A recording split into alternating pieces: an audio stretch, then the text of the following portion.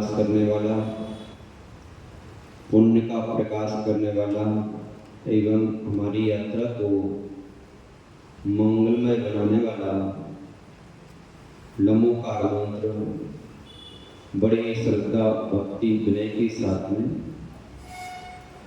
पढ़ने के लिए अपन सभी हाथ जोड़ और अपने तीनों योगों को तैयार कर ले। सावधान होकर उस मंत्र को पढ़ें, क्योंकि ये कार्यक्रम अपने जीवन का महत्वपूर्ण कार्यक्रम अपन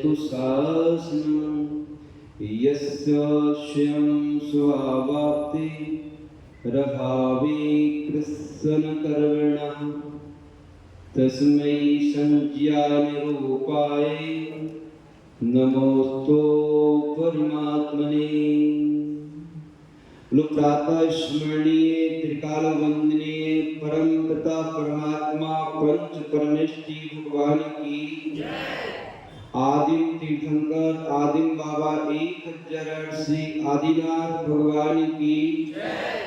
अंतिम तीर्थ भगवान महावीर स्वामी की जय। परम पूज्य आचार्य भगवान पूज्यपा स्वामी मुनिराज की जय। परम पूज्य आचार्य भगवान शांति सागर जी मुनिराज की जय। परम पूज्य आचार्य भगवान विद्यानंदी जी मुनिराज की जय। परम पूज्य गुरुदेव आचार्य भगवान वसुनंदी जी मुनिराज की जय।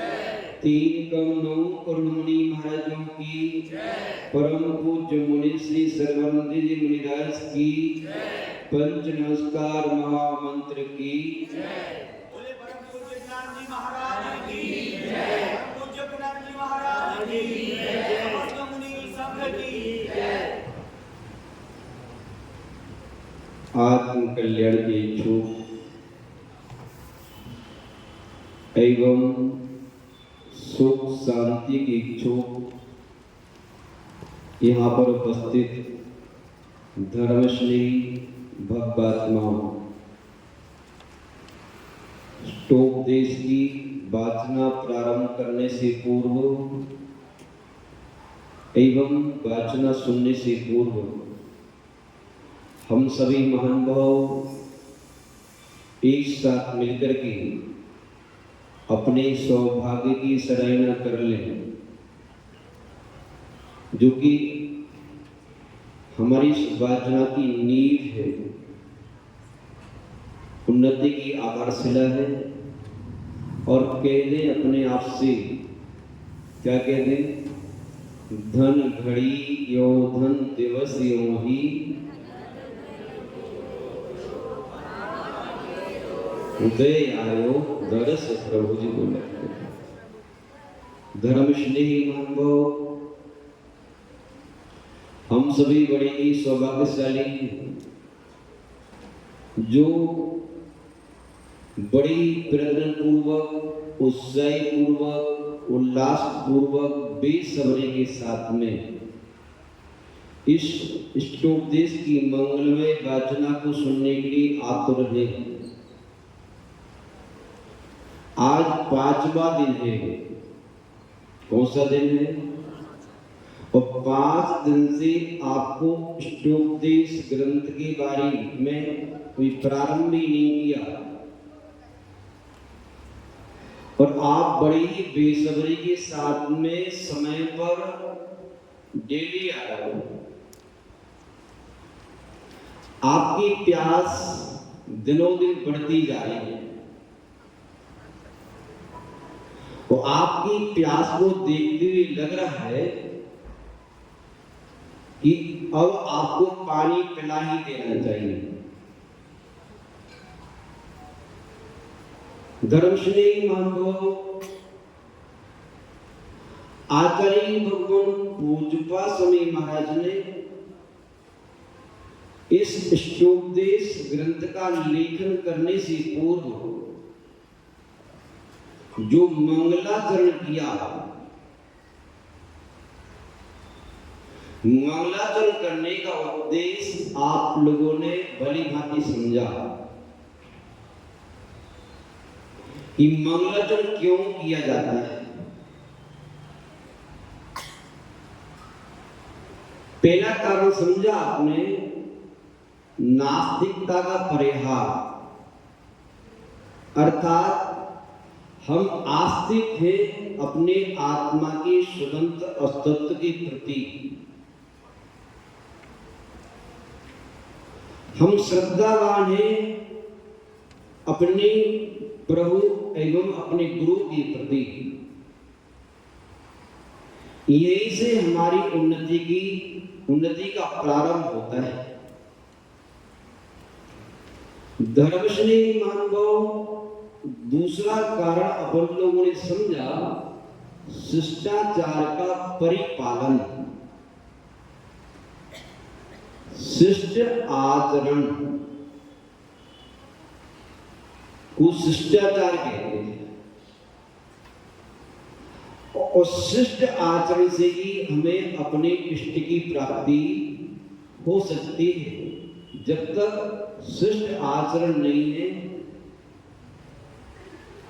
तब तक हमारे लिए अपने इष्ट की प्राप्ति कदापि नहीं हो सकती। शिष्ट आचरण करके विनम्रता के साथ में ग्रंथ का प्रारंभ किया जाता है, क्योंकि इस संसार में विनम्रता के अभाव में जो अहंकार हमारे ऊपर सवार हो जाता है वो एक ऐसा अंधकार है। क्या है? अंधकार है। क्या है? कार। अंधकार की कार एक ऐसी कार है जो प्राणी को दुर्गति की धरातल में धकेल देती है।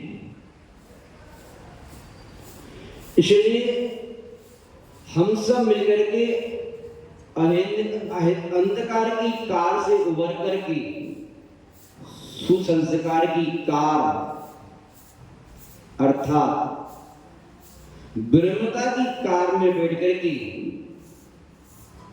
क्या करना है? सदगति की ऊंचाइयों को प्राप्त करते हुए सिद्धि तक पहुंचने की तैयारी कर रहे हैं। इस उद्देश्य को लेकर के अपन सबने शिष्टाचार का परिपालन किया। अपने गुरुओं के प्रति, अपने प्रभु के प्रति विनम्रता प्रेषित की, उनके लिए नहीं अपने लिए। तृतीय कारण अपन ने समझा मंगलाचरण करने का पुण्य की प्राप्ति। क्या? पुण्य की प्राप्ति के लिए मंगलाचरण करते हैं, क्योंकि पुण्य के बिना हमें अपने इष्ट की प्राप्ति कदापि नहीं होती। इसकी विपरीत पाप के स्वभाव में सदैव अनिष्ट की अनिष्ट होता है। इसलिए कोई पाप हमारा अनिष्ट ना कर दे, हमारे कार्य में विघ्न पैदा ना कर दे, इस उद्देश्य को लेकर के हमने प्रारंभ में ही अपने गुरु एवं प्रभु को अंतर आत्मा से नमन करके अपने पुण्य की वृद्धि की और अपने कार्यक्रम स्थल पर पुण्य का पहरा लगा दिया। धर्मश्रेणी अनुभव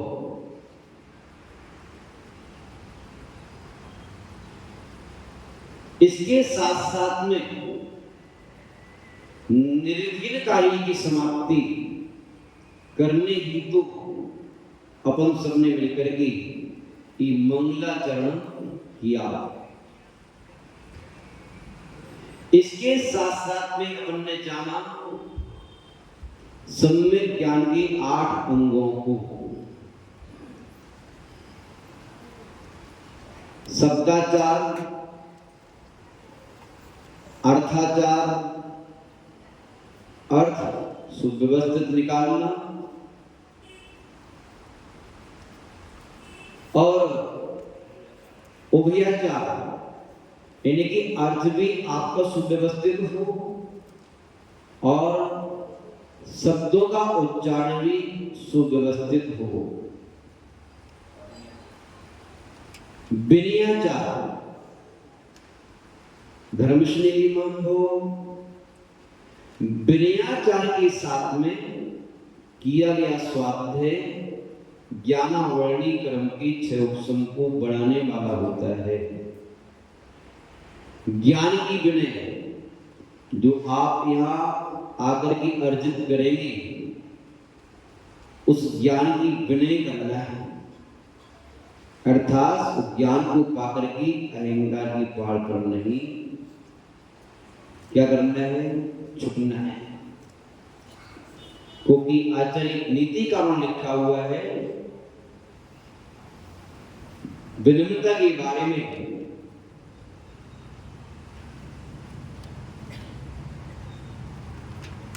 नमन्ति फलनो वृक्षं नमन्ति फलनो गुणाः स्वस्वदश्चासमूकस्य न नमन्ति कदाचित्।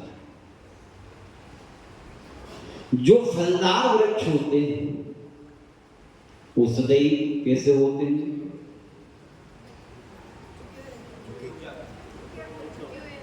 उत्तर नहीं आ रहा है, झुक जाते हैं। जैसे फलदार वृक्ष सदैव झुके रहते हैं। नमन्ति गुणो नरा, ठीक इसी प्रकार जो गुणवान व्यक्ति होते हैं जिनके अंदर आत्मिक गुणों की वृद्धि हो जाती है। कौन से गुणों की? आत्मिक गुणों की वृद्धि हो जाती है। ऐसे भक्त आत्मा सदैव अपने गुरुजनों के प्रति, अपने धर्मात्माओं के प्रति, सहपाठियों के प्रति झुकते रहते हैं, अकड़ के नहीं रहते। सुवृक्षासमूकस्य, जो सूखे हुए वृक्ष हैं जिनमें फल नहीं, फूल नहीं, पत्ते नहीं, ऐसी वृक्ष एवं जो मूर्ख व्यक्ति है, अज्ञानी,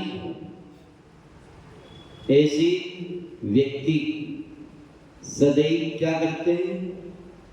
न नमन्ति कदाचित्, किसी भी हालत में झुकते नहीं, सदैव अकड़े रहते हैं। और अकड़े के साथ में हम कुछ भी ग्रहण नहीं कर सकते। यदि जमीन पर पड़े हुए किसी मूल्यवान पदार्थ को ग्रहण करना है तब तो हमें क्या करना पड़ेगा? झुकना पड़ेगा। बिना झुके कोई भी पदार्थ जमीन से ग्रहण नहीं किया जा सकता।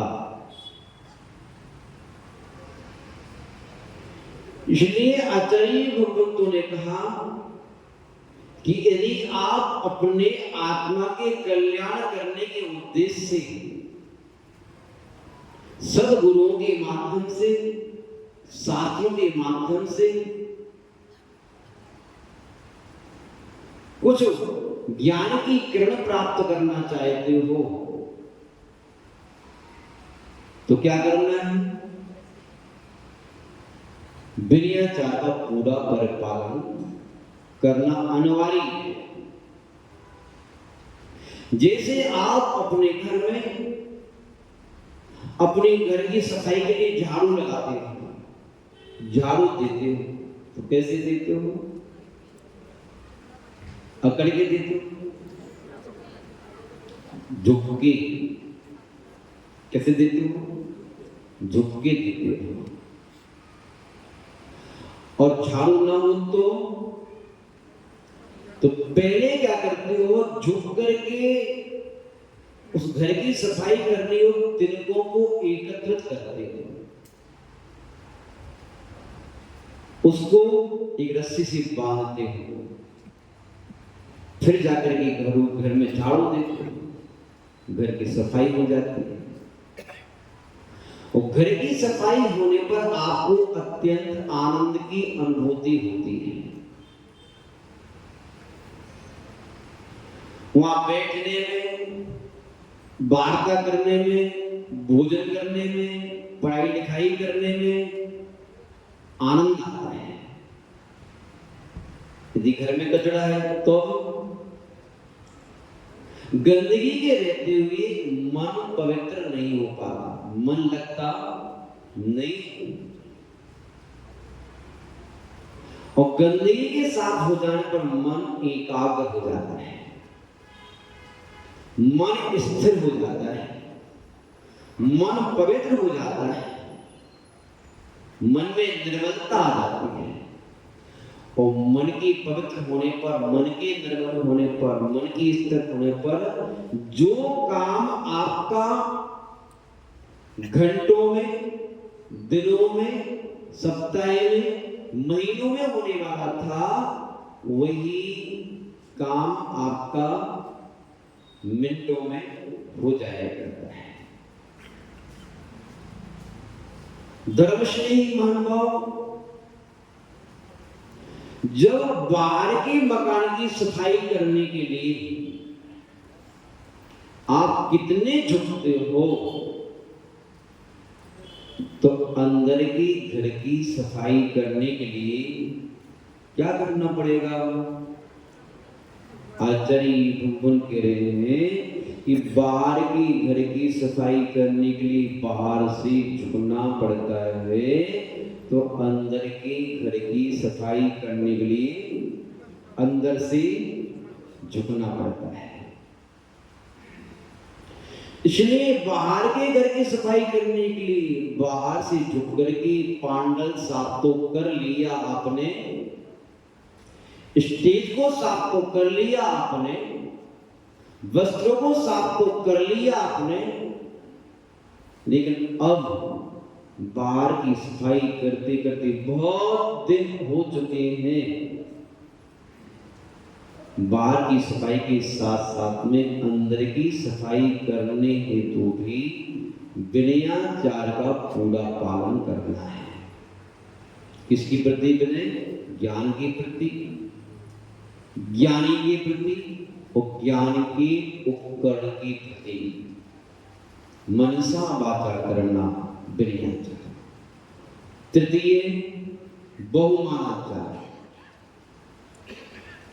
बहुमानाचार का तात्पर्य है कि हमें उनकी प्रति बहुमान, जैसे गुरुजी के आने पर आप खड़े हो जाते हैं, कोई ज्ञान की दो बातें प्राप्त हो जाएं तो आप कृतज्ञता से भर जाते हैं, आपके हाथ जुड़ जाते हैं। बस ऐसे ही हम जो है उपदेश के वक्त जब कोई आपके कल्याण को करने वाली, कसाई को बंद करने वाली, आपकी हिये की आंख को खोलने वाली कोई गाथा सूत्र, कोई सूत्र बात सुनने में आ जाए तो बहुमान से भर करके हमारे हाथ जुड़ जाए। धन्य है भगवान की वाणी की महिमा। ये की आंख, ये बहुमान करने से भी ज्ञानावर्णी कर्म का क्षोभम बढ़ता है। ये सब बातें परिणामों की निवृत्त होने पर ही घटित होती है, अन्यथा घटित नहीं होती। हम सूक्ष्म दृष्टि की भांति अकड़े बैठे रहते, अकड़ के खड़े रहते, हाथ नहीं जुड़ते, चेहरे पर मुस्कान नहीं आती। क्यों? क्योंकि अभी हम जागरूक नहीं। अगली बात कही कालाचार। क्या? कालाचार का तात्पर्य है कि हम अपने ग्रंथ का स्वाध्याय सही समय पर प्रारंभ करें। जो आपका स्वाध्याय करने का समय है वो नियामक होना चाहिए, नियमित होना चाहिए, तब तो आपकी ज्ञान की वृद्धि होना स्वाभाविक है। सही समय पर हो, सही जगह पर हो और सही प्रमाण में हो। यदि ये सब बातें घटित हो रही है, जिसे बोलते हैं आप द्रव्य क्षेत्र काल महान भाव, तब भी आपकी ज्ञान में वृद्धि होने की संभावनाएं हैं। ज्ञानावर्णी कर्म का क्षोभम बढ़ने की संभावना है। अगली बात कही उपधानाचार। उपधानाचार का तात्पर्य है कि हम कोई भी ग्रंथ प्रारंभ करें तो क्या करें?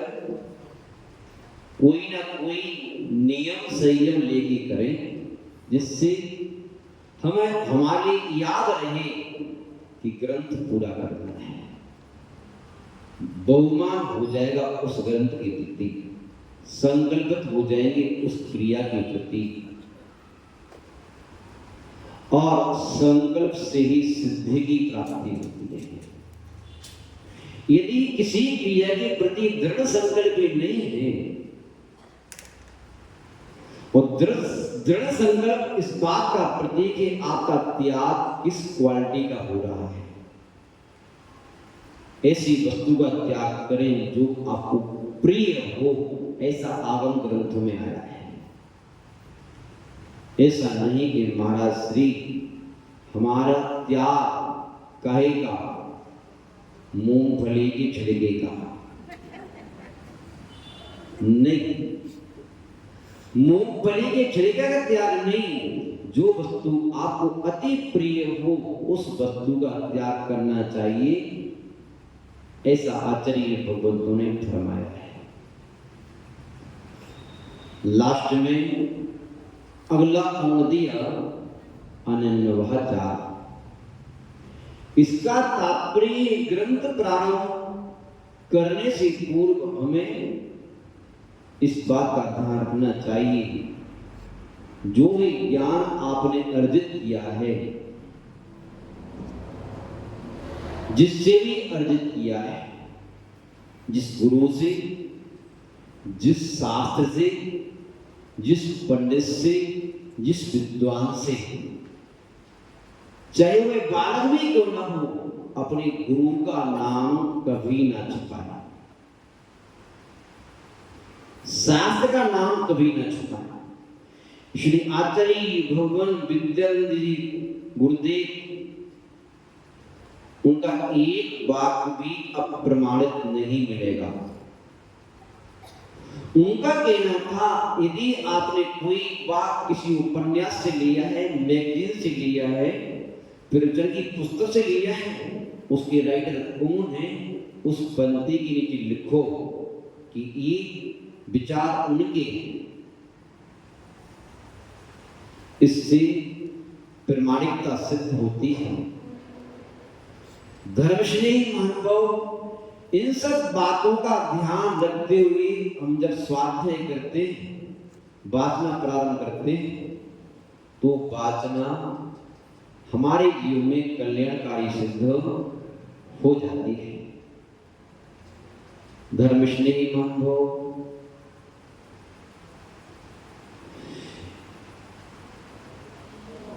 इन सब ज्ञान का अर्जन करने के साथ साथ हमें एक ध्यान रखना है कि ज्ञान मात्र वर्तमान के लिए अर्जित नहीं करना है। क्या ज्ञान वर्तमान के साथ साथ भविष्य को भी ध्यान रख के अर्जित करना है, क्योंकि ज्ञान ही हमारा धन है, ज्ञान ही हमारा प्रकाश है, ज्ञान ही हमारा मित्र है, यही हमारा सखा है, यही हमारा साथी है। जिस प्रकार हम धन का अर्जन, मित्र का अर्जन कब तक के लिए करते हैं, जीवन की अंतिम क्षण तक सुरक्षा बनी रहे इसलिए करते हैं। इस उद्देश्य को लेकर के हमें ज्ञान का अर्जन करना है। पहले के लोग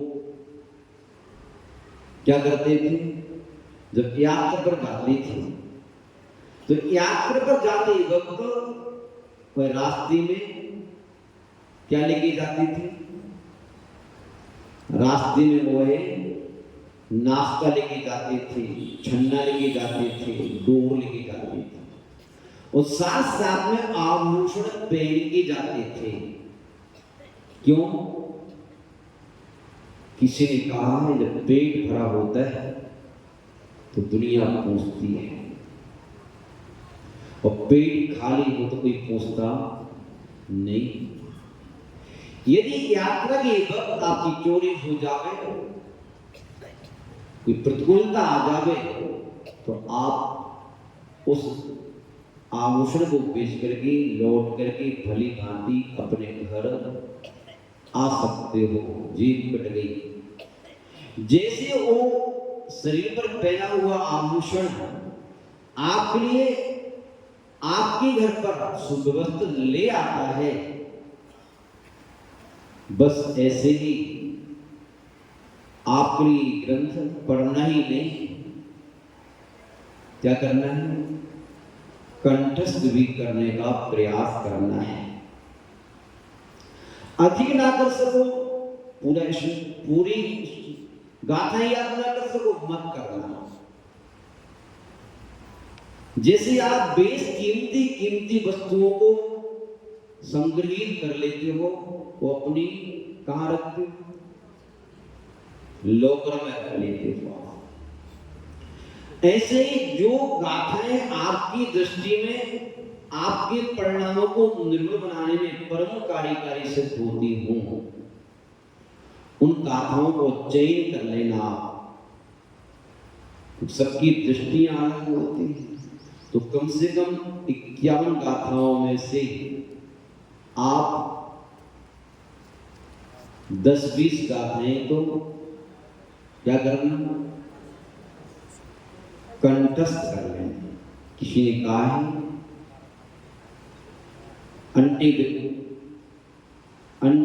कंठी विद्या अंटी नाम, क्या, कंठी विद्या अंटी दाम। यदि आपकी अंटी में दाम है तो काम में आ सकता है, और अंटी में दाम नहीं है, घर पर रखा हुआ पैसा आपकी काम में ना आएगा मुसीबत आने पर। घर पर रखा रहने दो, यहाँ चाहिए वर्तमान में। जैसे घर पर रखा हुआ दाम आपके काम में नहीं आता मुसीबत आने पर, ऐसे ही पुस्तकों में लिखी हुई सूत्र, गाथा, श्लोक, कहानियां, किस्से, उदाहरण मौका आने पर काम में नहीं आते। इसलिए आचार्य गुरुपंतों ने स्वाध्याय के क्रम में क्या कहा, वाचना, पहले क्या कहा, वाचना चल रही है। प्रचना, यदि कोई वस्तु स्वरूप समझ में नहीं आ रहा है, गले नहीं उतर रहा है, तो पूछ करके उसका निर्णय कर लेना। क्या कर लेना, मौन लेके बैठना नहीं, क्योंकि आप महत्वपूर्ण वस्तु का संग्रह कर रहे हो। पूछ के करना संग्रह है। अनुप्रेक्षा, जैसे आप संग्रह किए हुए विषय को क्या करते हैं, बार बार, कैसे, बार बार उसका चिंतन करना, प्रेक्षा, बार उसको देखना। कैसे देखना, जैसे कोई बालक संग्रह किए हुए पैसे की गुल्लक को बार बार देखता है, किसी ने निकाल तो नहीं ली, कितनी वृद्धि हुई, देखता है। आप भी वही खातों के सहारे अपने धन का आय व्यय देखते रहते हो, कितनी वृद्धि हुई, घाटा तो नहीं हो रहा है। बस ऐसे ही संग्रह किए हुए ज्ञान का पुनः पुनः चिंतन करते रहना कि आज उपदेश में गुरुजी ने ये बात बहुत सुंदर कही, देखो तो उसकी गहराई में उतर। धर्म स्नेह को अनुप्रेक्षा, आमने का तात्पर्य कंठस्थ पाठ करना। क्या करना, याद किए हुए विषय को घर जाके क्या करना, क्या करना, बोलिए थोड़ा सा, पाठ करना, याद करना। क्योंकि यदि ऐसा नहीं करेंगे तो क्या होगा, मालूम आपको, नहीं मालूम, मालूम है।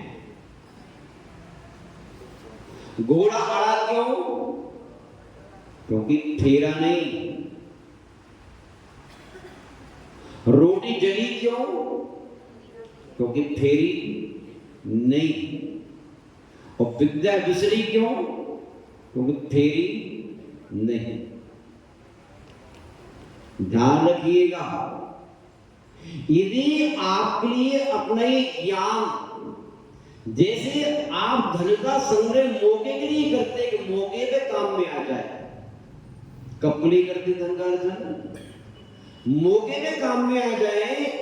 ऐसे ही अपने इस ज्ञान का अर्जन उस समय के लिए करना जिस समय आपको उस ज्ञान की जरूरत पड़ेगी। अभी तो आपको जरूरत नहीं है इतनी ज्यादा। जरूरत ज्ञान की तब पड़ती है जब प्राणी के जीवन में तीनों योगों को विकृत करने वाले कारण उपस्थित होते हैं। क्रोध के निमित्त मिलते हैं, मान के निमित्त मिलते हैं, मायाचारी के निमित्त मिलते हैं, लोभ के निमित्त मिलते हैं, तृष्णा के निमित्त मिलते हैं, और जो आपकी आत्मा को पतन करने वाले विषय कसाय को वृद्धिगत करने के निमित्त मिलते हैं। उन निमित्तों के मिलने पर आपकी विद्या विसरे ना, ये सूत्रवाद जिनवाणी की बात आपकी स्मृति में रहे, और जीवन के अंत में जब आपकी देह से प्राणों का अवसान होने लगे, प्राणों का प्रयाण होने लगे, उस समय सर्वप्रथम तो भगवान से प्रार्थना करना, भगवान धर्मात्मा निकट हो, चर्चा धर्म सुनावे, वही सावधान रखे, गाफिल न होने पावे। प्रार्थना तो यही करना। लेकिन ये अवसर तीव्र पुण्यात्माओं को प्राप्त हो पाते हैं। क्वचित कदाचित यदि आपका पुण्य कम पड़ गया, क्या पड़ गया? पुण्य कम पड़ गया तो साधु सन्यासियों का सानिध्य प्राप्त ना हो पाया, धर्मात्माओं का सानिध्य प्राप्त ना हो पाया, तो फिर आपकी द्वारा अर्जित किया हुआ एक ज्ञान आपको संबोधित कर सकते हैं। संबोधित का तात्पर्य अर्थ क्या है? संबोधित आपके जीवन में समीचीन बोधि का ज्ञान करा सके, समीचीन बोध को दे सके, जो बोध आपके लिए बोधि से मिला सके, जो बोध आपको बोधि में तल्लीन कर सके, लवलीन कर सके, बोधि से बांध सके। बोधि का तात्पर्य रत्नांतर है, आपका धर्म, आपका नियम, आपका संयम, महानुभाव। इसलिए भी आप इस ज्ञान को मात्र आज के लिए अर्जित नहीं करना। चलिएगा अब अपन निधेरी के बांध टूट जाएगा है। अब अपन जो है इष्टोपदेश पर थोड़ा सा प्रकाश डाल लें, गाथा सूत्र पढ़ लें, फिर इसकी व्याख्या पढ़ लें 15 मिनट के अंदर में, जितना हो सके उतना। प्रारंभ तो करते हैं,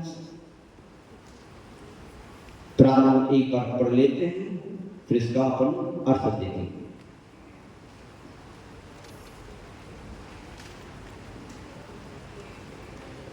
यस्य स्वयं स्वभावाप्ति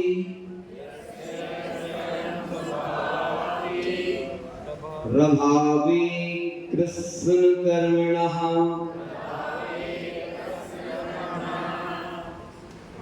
तस्मै संज्ञान रूपाय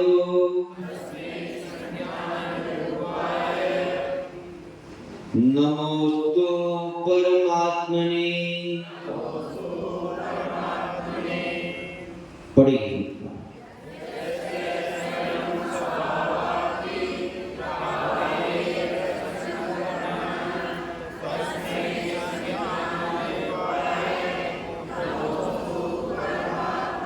बहुत सुंदर। धर्मश्री महानुभाव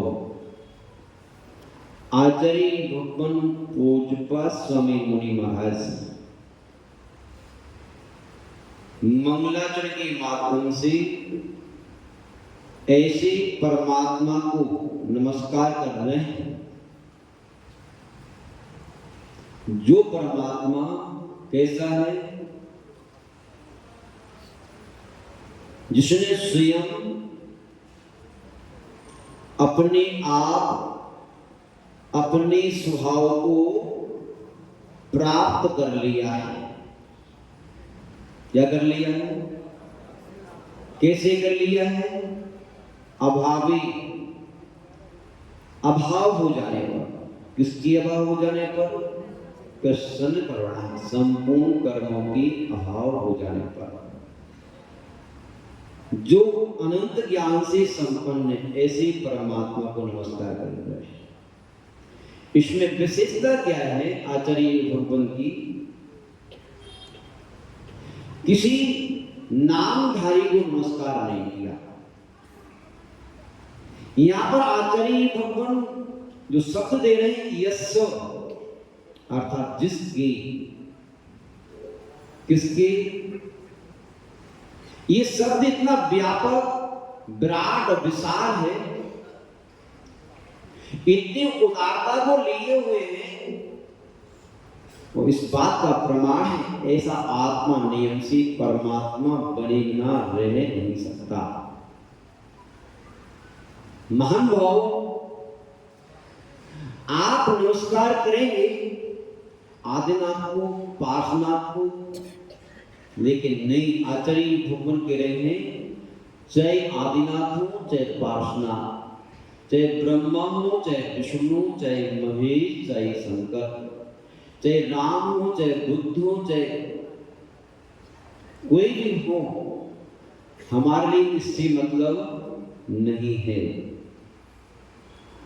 हमारा नमस्कार तो उनके लिए है जिस आत्मा ने, क्या, किस आत्मा ने? जिस किसी भी आत्मा ने अपने स्वभाव को प्राप्त कर लिया है। किसको प्राप्त कर लिया है? किसके स्वभाव को? अपनी आत्मा की स्वभाव को प्राप्त कर लिया है, ऐसी आत्मा को हम नमस्कार कर रहे हैं। इसका तात्पर्य क्या होगा कि इसके पहले उस आत्मा ने अपने स्वभाव को प्राप्त नहीं किया था। उसका स्वभाव किसी पर्दे से, किसी की आड़ में, कोई नई ढंग की धूल के कारण उसका स्वभाव ढका हुआ है। लेकिन उस आत्मा ने निर्मल प्रसाद को जगा करके अपने स्वभाव को प्राप्त किया। कैसा है उस आत्मा का स्वभाव? कैसे है उस आत्मा का स्वभाव?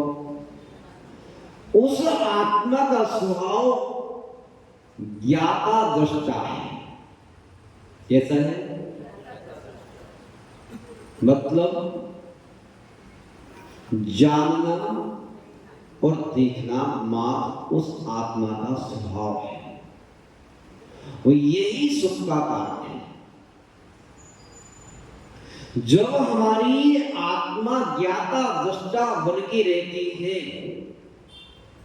उस समय तक आपकी आत्मा का कोई पतन नहीं कर सकता, आपकी आत्मा को कोई आकुल व्याकुल नहीं कर सकता, आपकी आत्मा को कोई हर्ष विषाद से नहीं भर सकता। आपकी आत्मा स्वच्छ, शांत और सुखी रहती है, निराकुल रहती है। जब तक ज्ञाता दृष्टापना है तभी तक हमारी आत्मा सुखी है, शांत है, निराकुल है, निर्विकारी है, समता से युक्त है, आदि है। और जिस क्षण ज्ञाता दृष्टा होने के साथ साथ में कर्ता धर्ता परेगा भाव आ जाता है, उसी समय से अंदर में आंदोलन प्रारंभ हो जाता है, उथल पुथल प्रारंभ हो जाती है कि ये किसने किया, इस कृत्य का कर्ता धर्ता कौन है।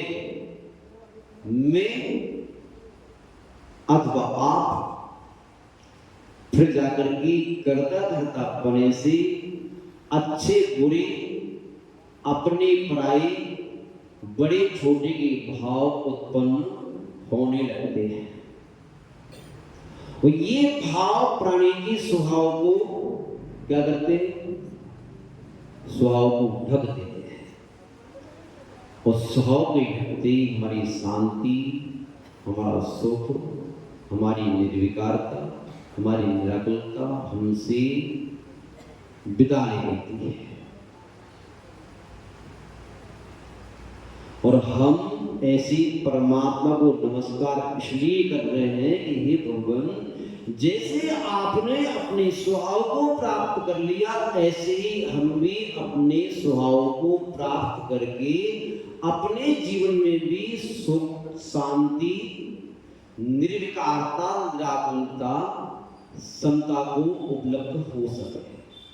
यही तो अर्थ है धर्म स्नेही महानुभाव। इसलिए उस स्वभाव को प्राप्त करने वाली आत्मा को अपन नमस्कार करने का भाव बना रहे हैं। आचार्य भगवान कह रहे हैं स्वयं क्या दिया? स्वभाव की प्राप्ति अपने आप हुई, किसी के माध्यम से नहीं हुई। स्वभाव की प्राप्ति करने के लिए कुछ लाना नहीं पड़ता, लगाना नहीं पड़ता। क्या? स्वभाव की प्राप्ति करने के लिए कुछ लाना नहीं पड़ता, लगाना नहीं पड़ता। क्या करना पड़ता है? फिर हटाना पड़ता है।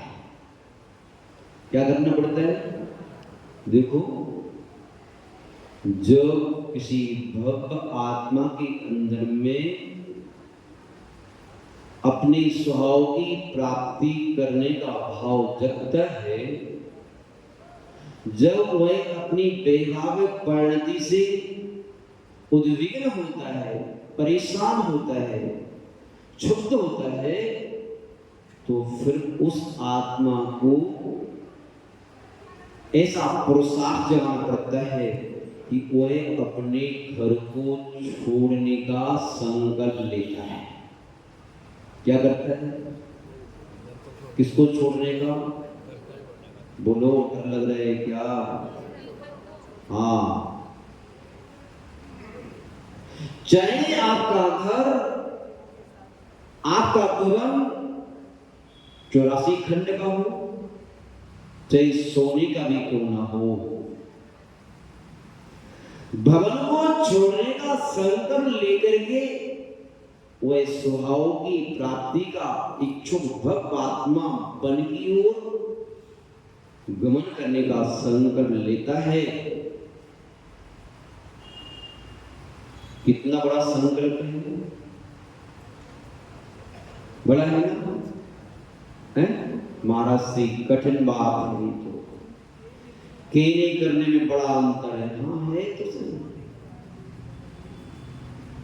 कठिन बात है महाराज श्री, तो हाँ है तो सही। यदि ये बात कठिन न होती तो सभी अभी तक स्वभाव को प्राप्त हो जाते, सभी परमात्मा बन जाते, सभी महात्मा बन जाते, सभी को शुद्ध उपयोग हो जाता और सभी आंख बंद करके बैठे होते। आप कहते हैं महाराज श्री बन तो जावे, लेकिन बन जाएंगे तो फिर आपको आहार कौन करेगा? हाँ, आपका विहार कौन करेगा? आपकी व्यवस्था कौन करेगा? मंदिर की व्यवस्था कौन करेगा? ध्यान रखिएगा, जिस आत्मा को अपने स्वभाव को प्राप्त करने की चिंता होती है और उस स्वभाव को प्राप्त करने का जब पुरुषार्थ जागता है, तीव्र प्यास जागती है, तीव्र भूख जागती है, तो जैसे प्यासा व्यक्ति क्या समझ रहे हो? कहानी सुनी आपने? जैसे प्यासा व्यक्ति जब प्यास के कारण कंठ में प्राण आ गए हो, वे एक भीड़ के सामने, लकड़हारे के सामने भी हाथ जोड़ के खड़ा हो जाता है उस पानी की याचना करने के लिए। और दृश्य अपनी दृष्टि में अंकित कर लेना उस राजा का और भीड़ का। जब एकाकी राजा उस बियावान जंगल में, जो एक बहुत बड़ी भूमि का मालिक है, बहुत बड़े राज्य का मालिक है, जिसके चरणों में हजारों राजा महाराजा नतमस्तक होते हैं, ऐसा अभूतपूर्व वैभव का भारी, अभूतपूर्व पराक्रम का भारी, अभूतपूर्व प्रतिभा का धारी, अभूतपूर्व प्रभाव को धारण करने वाला सर्वशक्तिमान वह राजा एक सामान्य भीड़ के सामने हाथ जोड़ करके प्रस्तुत हो जाता है पानी की याचना के लिए। और यदि वह भीड़ 2 कोड़ी का भीड़, कितने कोड़ी का? भले ही कहो आप 2 कोड़ी का, लेकिन अभी तो वह कितने कोड़ी का है? वह 1 गिलास पानी के बदले यदि उस राजा से उसका पूरा राज्य मांग ले तो क्या होता है? बताओ, बोलो। आवाज नहीं आ रही, आप देने तैयार नहीं। ध्यान रखो, जिस आत्मा को मरने से भय नहीं है, जो तीव्र मिथ्या को साथ लेके यात्रा कर रहा है, तीव्र घनघोर अहंकार के साथ यात्रा कर रहा है, ऐसा आत्मा तो कह भी सकते हैं मैं मर जाऊंगा लेकिन राज तो नहीं दूंगा। लेकिन जिसकी ही की आंख खुली है, जो ज्ञानी है, वही राजा क्या कहता है कि भाई पूरा राज ले तो ले, लेकिन मेरे प्राणों की रक्षा इस 1 गिलास पानी से होने वाली है। मैंने तेरे लिए राज दिया, दे देता है। कौन दे देता है? ज्ञानी आत्मा। कौन देता है? ज्ञानी आत्मा तो राज दे देता है, लेकिन जो अज्ञानी होता है वह अज्ञानी आत्मा की दशा तो ऐसे ही होती है। उस यात्री की भांति, जो यात्री घर से निकला तो कैसे निकला? पिताजी ने कहा कि भैया कि 3 दिन हैं आपको खाली, आपको समुद्री यात्रा करना है। आप विदेश जा रहे हैं रत्नों का व्यापार करने के लिए, और तैरना आप जानते नहीं। कुछ कदाचित तूफान आ गया तो क्या करना? इन खाली पीगों के सहारे आपकी यात्रा हो सकती है। आप उस सागर को, उस सरता को पार करके अपने घर लौट के सुव्यवस्थित आ सकते हो। इस उद्देश्य को लेकर के वो पीपे उनकी पिताजी ने अपने बच्चों को दिए। समझ में आ रहा है कितने हमदर्द थे उनके पिताजी, कितने दूरदृष्टा थे उनके पिताजी। कितनी दूरदृष्टि होती है माता पिताओं की, लेकिन बच्चे सोचते हैं महाराज श्री पिताजी तो वृद्ध हो गए हैं, ये कुछ जानते नहीं है।